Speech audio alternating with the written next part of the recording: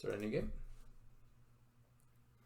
We are playing versus the administrator, who I somehow doubt is really an administrator. Alright, let's look at this kingdom. So we've got draw is swashbuckler or silk merchant, and that's it.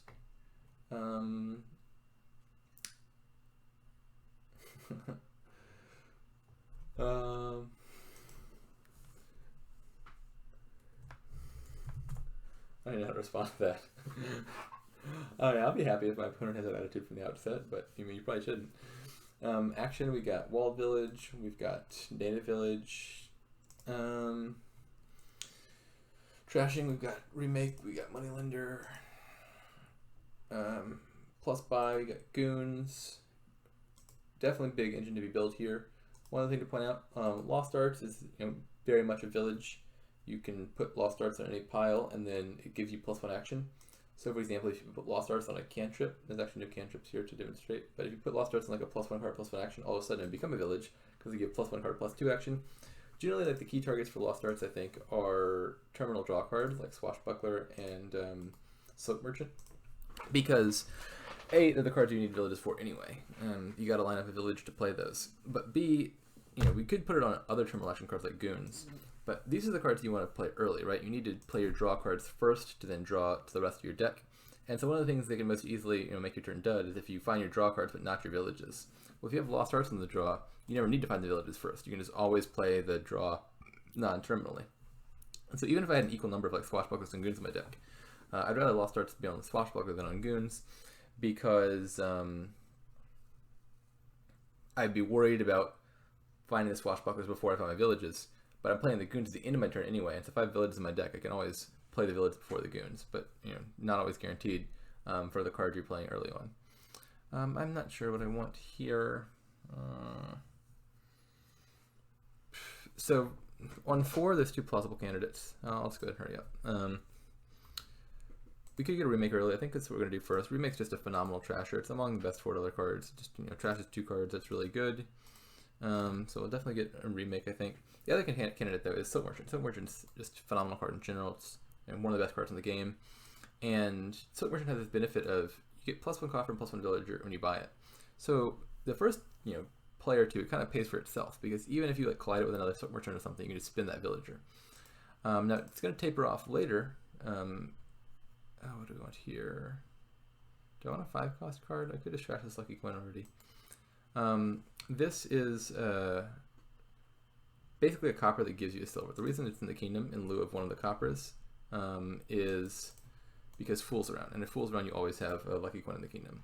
I don't really want to have a ton of silver in my deck, though. If I'm trying to build an engine, they're just going to get in the way. So I want to trash that soon. I think I can leave it around a little longer, because we might want like 1 or 2 more silvers. Let's trash this silver and get another remake. We'll buy another native village. Anyways, so in the short term, it kind of pays for itself. You can just buy a bunch of Silk Merchants, and they'll, at least for the first few plays, any collision will be covered by the villager that you can spin. Villager is like a plus action that you can bank from turn to turn. And then I think in the long term, we get a bunch of Silk Merchants first, then we throw Lost Arts on them, and all of a sudden it doesn't matter that they're terminal, because they're no longer terminal. And so I think we just really want to spam Silk Merchants as much as possible, with the goal of then throwing Lost Arts on them at a key juncture. Just get more silvers here, I guess. I don't want the silvers, but we can eventually remake them into like more Silk Merchants and stuff. I guess another village. I'm not even sure these are net good for my deck, to be honest. It's possible that just passing there was better. The problem with native village is it's not a full village. It's not like +1 action, +2, +1 card, +2 actions, but it's also not fully equivalent to Necropolis either. You put a card aside on your native village mat, and then you can eventually pick those up. So let's say every other native village play. 1 turn I set it aside, 1 turn I pick it up. I'm drawing a card every half of the time. So it's like half 1 card across a number of native villages. And so the more cards you set aside, the closer it's going to come to being a true village. Like if 9 times out of 10 I set a card aside, and then on the 10th time I draw 9 cards, well, 10 native village plays drew me 9 cards. So it's like 9/10 of a draw. So the more you can afford to just continue setting aside, cards forever, the closer it's going to approximate actually drawing a card. I don't think we want more silvers right now. We just want to get trashed. We want to play native villages. Not native villages. We want to play silk merchants and remakes.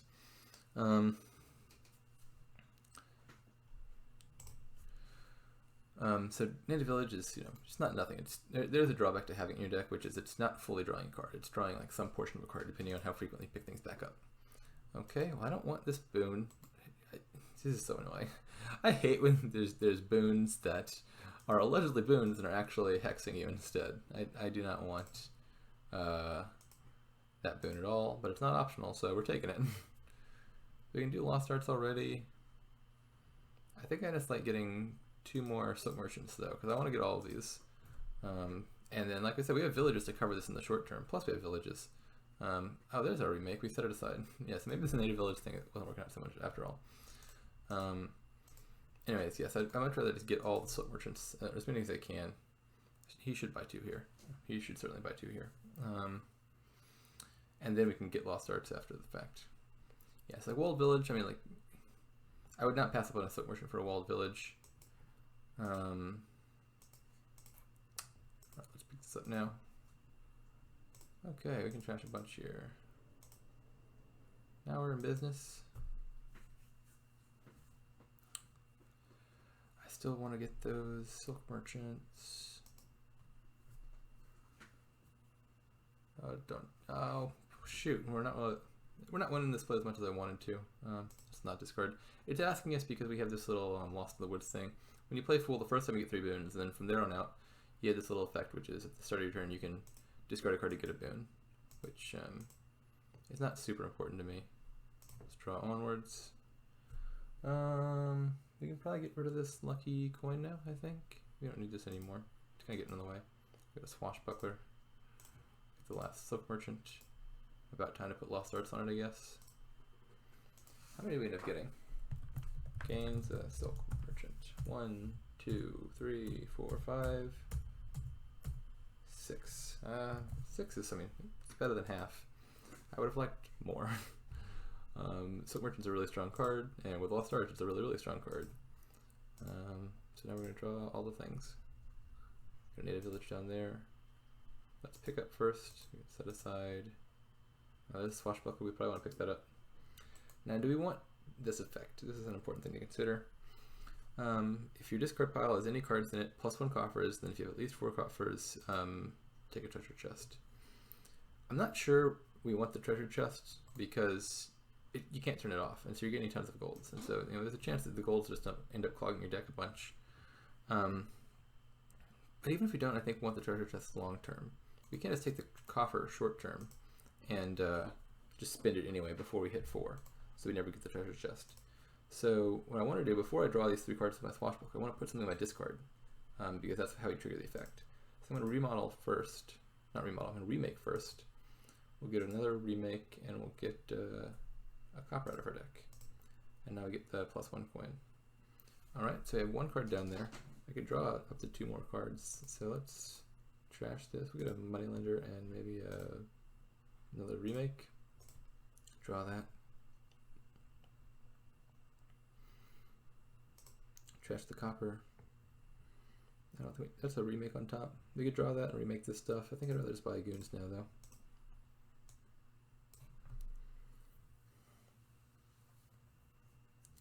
I think we're in a better spot. They don't seem that thin. They haven't really been trashing. Do they even have a remake? Surely they have a remake, right? They have to. Yeah, they got a remake. So they probably trashed at least a little bit. But they only have 4 of the draw cards. Let's discard these 2. I mean, they got Goons early, and Goons is a good card, but I didn't want to pass up on what I thought was the most significant card of this kingdom to get the Goons. Alright, so we can set aside, play the swashbuckler, we activate it because there's stuff down there. We can pick up, we want that silk merchant. And now we're drawing a lot of stuff. There's at least 2 cards down there, right? Yeah, I discarded 2 things. So I can safely play that. We no longer need this money lender, so we can remodel it into swashbuckler.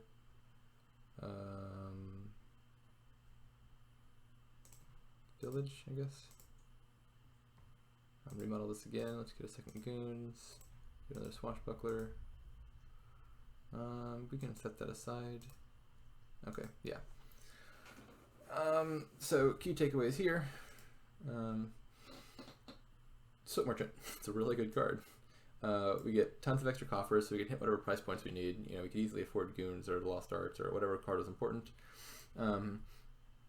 Soap Merchant plus Lost Arts together is just crazy. You know, these are the cards that allow you to spam them incredibly easily in the short term. Then the drawback is you run out of actions to play them. Well, hey, all of a sudden there's this card that lets you play them without costing an action.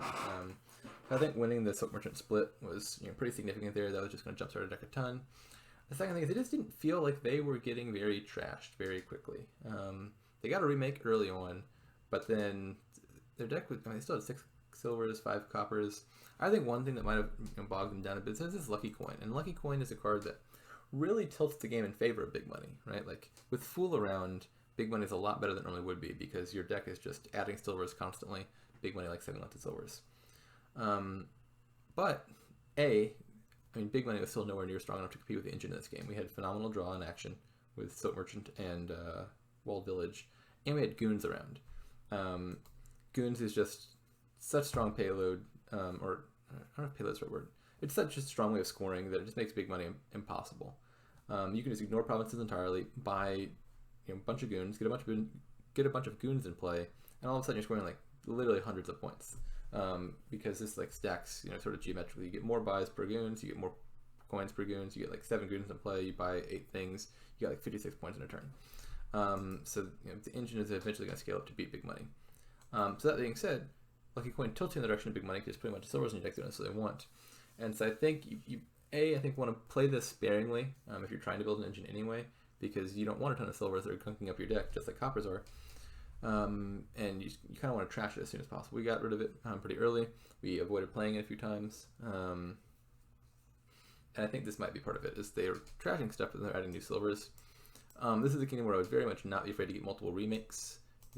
One remake can often get you trashed, but 2 remakes can get you trashed faster. Then you can trash one remake to the other remake. You got a 5 cost card, so it's not even hurting you that much.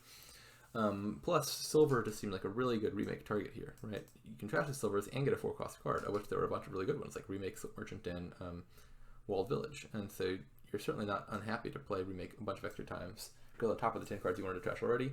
There's also a bunch of silvers in your deck you want to get rid of. And so we just, I think the extra remakes definitely helped a lot. We were drawing your deck, and then we had a bunch more remakes than we needed, but we're eventually going to turn those into swashbucklers and probably trash some of those into Goons. I guess the final thing, talking about our own play, I'm not really sure these native villages were really that important. I think there's perhaps a very plausible case for skipping them entirely. It's not as much of a slowdown to your deck as like a full stop card, like a treasure or something. But it is slowing your deck down a bit because it's drawing somewhere between like half and 1 card. It does give you plus action, but as we said, we didn't really need the plus action too much because we were getting those villagers in off of the early Soap Merchant buys, and so it's quite possible maybe skipping the native villages or getting fewer of them was the better play there.